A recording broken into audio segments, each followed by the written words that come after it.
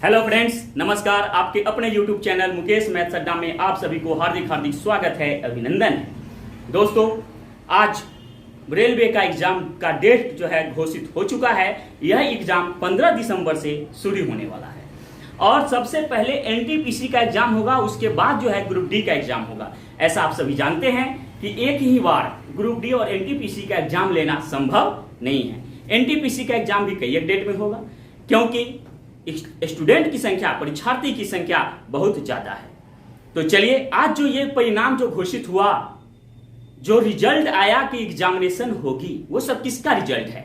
वो सब हम सभी स्टूडेंट्स, शिक्षकों का इसमें बहुत बड़ा योगदान रहा है। इसलिए है बहुत बड़ा क्रांतिकारी आंदोलन हुआ, जिसका नतीजा है कि 15 दिसंबर से रेलवे का एग्जाम होना सुनिश्चित हुआ है। तो दोस्तों, अभी आपका जो तैयारी है वह जोरों शोर पे होना चाहिए और यह तैयारी आपको शुरू कर देनी है। हमें तो बस अब से तैयारी करनी इस तरह से शुरू कर देनी है कि एग्जाम जो है निश्चित तौर पर क्रैक हो। और एक चीज ध्यान रखिए, जब लोहा गर्म हो तभी हथौड़ा मारिए, अन्यथा ठंडे लोहे पर हथौड़ा मारने से कोई जो है कुछ भी नहीं हो पाया है। क्या कुछ भी होगा? क्या ठंडा लोहा पर हथौड़ा मारोगे? कुछ नहीं होगा। अगर गर्म लोहे पर हथौड़ा मारोगे तो जरूर कुछ न कुछ आपको प्राप्त होगा, है ना। और उड़ता वही है दोस्तों जो फरफराता है, उड़ता वही है जो फरफराता है। अभी से आप जो है तैयारी करना शुरू कर दें। जिसकी तैयारी अच्छी है, जो तैयारी किए हुए हैं, वो रिवाइज में चले जाएं, रिवीजन करें। और जिसकी तैयारी अच्छी नहीं है, वो अभी भी आपके पास बहुत सारा समय है जो आप तैयारी कर सकते हैं। तो चलिए, आरआरबी, एनटीपीसी और ग्रुप डी का जो एग्जाम होने वाला है उसका जो है सिलेबस, सबसे पहले एग्जाम के पहले हम लोग क्या करते हैं, एग्जामिनेशन देने के पहले क्या होना चाहिए? तो सबसे पहले हमें सिलेबस की जानकारी होनी चाहिए। तो आज हम ग्रुप डी का और एनटीपीसी के सिलेबस के बारे में हम आपको बताने जा रहे हैं।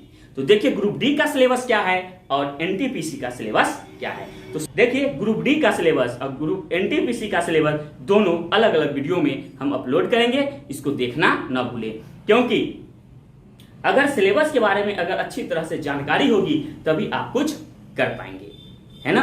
और ध्यान रखिएगा, जितना बड़ा संघर्ष होगा जीत उतनी ही बड़ी होगी, जितना बड़ा संघर्ष होगा जीत उतनी ही बड़ी होगी। चलिए, इसी के साथ हम जो है सिलेबस को देखते हैं और टाइम को देखते हैं कि क्या इसमें टाइम दिया हुआ होता है। तो चलिए, ग्रुप डी का सिलेबस देखिए। चलिए दोस्त, देखिए, सबसे पहले हम आपको किस किस विषय से प्रश्न पूछे जाएंगे और यह भी हम बता देंगे कि लगभग में किस किस चैप्टर से क्वेश्चन आपको आने वाले हैं, वो भी आपसे हम चर्चा करेंगे। तो देखिए, सबसे पहले आप देख रहे हैं कि यह जो है ग्रुप डी सिलेबस क्या है, ग्रुप डी का है। इसमें क्या, एग्जाम ड्यूरेशन इन मिनट्स, आपका जो समय रहेगा कुल समय 90 मिनट का रहेगा। 90 मिनट में आपको टोटल नंबर ऑफ क्वेश्चन 100 प्रश्न का जवाब देना है और वो भी कंप्यूटर बेस्ड होगा।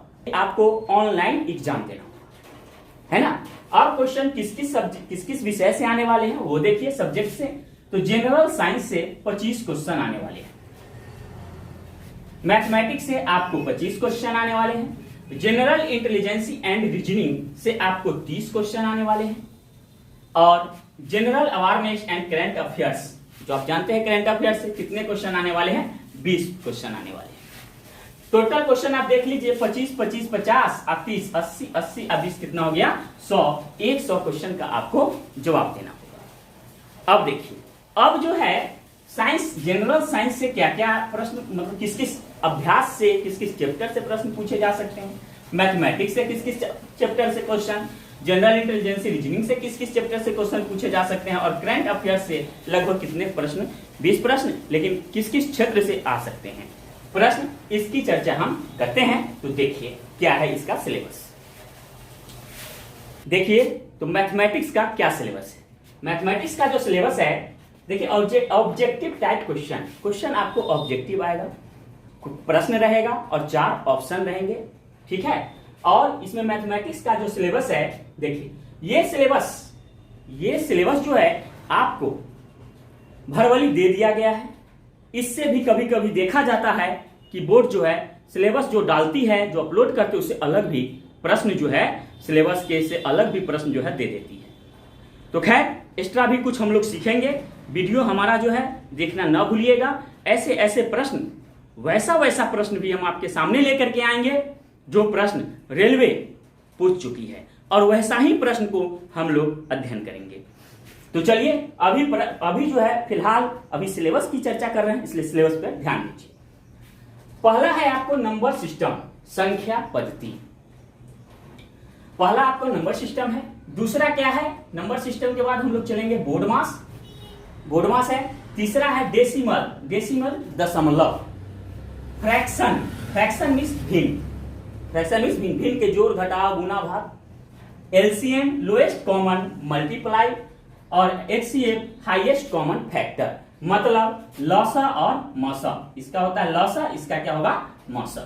अब देखिए रेशियो एंड प्रोपोर्शन, मतलब अनुपात और समानुपात, अनुपात और समानुपात से क्वेश्चन आएंगे। परसेंटेज, प्रतिशत से आपको क्वेश्चन पूछे जाएंगे। मेंसुरेशन, क्षेत्रमिति से क्वेश्चन पूछे जाएंगे, है ना। देखिए मेंसुरेशन मतलब क्षेत्रमिति, क्षेत्रमिति से क्वेश्चन पूछे जाएंगे। टाइम एंड वर्क, समय और कार्य। टाइम एंड डिस्टेंस, समय और दूरी से आपको प्रश्न पूछे जाएंगे। सिंपल एंड कंपाउंड इंटरेस्ट, साधारण और चक्रवृद्धि ब्याज, साधारण ब्याज और चक्रवृद्धि ब्याज। प्रॉफिट एंड लॉस, लाभ और हानि। अलजेब्रा, अलजेब्रा बीज गणित, बीज गणित से क्वेश्चन आपको पूछे जाएंगे, या बीज गणित से जो प्रश्न रहेंगे वो आपको 10th लेवल का भी हो सकता है ना। Geometry and trigonometry, geometry and trigonometry मतलब रेखा गणित, ज्यामिति जिसको कहा जाता है रेखा गणित, और ट्राइगोनोमेट्री त्रिकोणमिति से भी आपको प्रश्न पूछे जाएंगे। स्टैटिक्स सांख्यिकी, स्क्वायर रूट वर्गमूल से आपको क्वेश्चन पूछे जाएंगे। एज कैलकुलेशन, एज से आयु संबंधित प्रश्न पूछे जाएंगे। एज प्रॉब्लम से क्वेश्चन पूछे जाएंगे। पाइप एंड सिस्टम जो है आपसे प्रश्न जो है पूछे जाएंगे, है ना। अब देखिए यहाँ पे ये तो था सिलेबस जो आपको इतना निश्चित तौर पे पढ़ के जाना है, और इसके अलावे भी कुछ पढ़ के जाना है। यहाँ पर हम कर सकते हैं ईटीसी एक्सेट्रा आदि। इसके अलावे भी आपको प्रश्न को देख करके जाना है। ये सब कहाँ मिलेगा दोस्तों? तो बस हम आपको पढ़ाने जा रहे हैं। इसके अलावे भी बहुत सारे नॉलेज देंगे जो आपको 100% हम गारंटी लेते हैं कि एक प्रश्न भी छूट करके नहीं आएगा, एक प्रश्न भी छूट करके नहीं आएगा। बस आप सिर्फ धैर्य बना करके पढ़ाई करते रहिए। इतना पढ़ो कि इस बार एग्जाम क्रैक हो जाना चाहिए। अगर इस बार आप चूक गए तो समझिए लूट गए, आप चूक गए तो लूट गए। इसके बाद जो है रेलवे में नौकरी का आशा करना ही छोड़ दीजिएगा। चलिए अब देखिए अगला जो सिलेबस है उसको उस पर हम चर्चा कर लेते हैं। तो अब देखिए जनरल इंटेलिजेंसी एंड रीजनिंग में किस किस चैप्टर से आपको संभवतः प्रश्न निश्चित तौर पे आने वाले हैं। जितना आप देख रहे हैं इससे भी अलग आपको प्रश्न पूछे जा सकते हैं। एक चीज ध्यान रखिए। तो देखिए इसमें है एनालॉजिक, एनालॉजिस, है ना। उसके बाद है अल्फाबेटिकल एंड नंबर सीरीज, जो वर्ण क्रम होगा सो, और नंबर सीरीज जो श्रेणी क्रम, संख्या का जो श्रेणी क्रम होगा। कोडिंग डिकोडिंग, सांकेतिक भाषा से प्रश्न आएंगे।